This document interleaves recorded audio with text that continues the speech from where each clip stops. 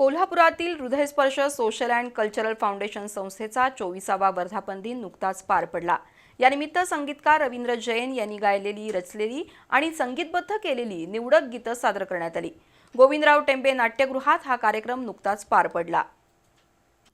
कोल्हापुरातील हृदयस्पर्श social and cultural फाउंडेशनचा 24वा वर्धापन दिन संगीत मैफिलीद्वारे साजरा करण्यात आला।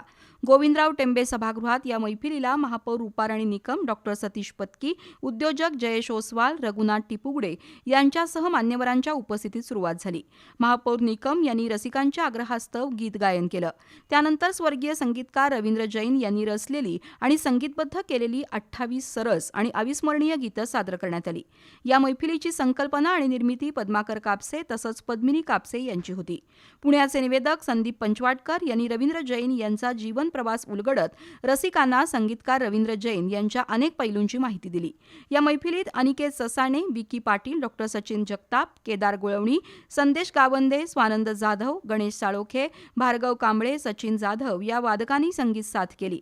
तर संग्राम पाटील, रणजित बुगले, मिलिंद वेदांते, मुकुंद वेल्हाळ, हर्षदा परीट, रुचा गावंदे, सीमा लोहार, सपना पाटील, पद्मिनी कापसे या गायकांनी रवींद्र जैन यांची गीतं उत्तमरित्या सादर करत उपस्थितांची मनं जिंकली।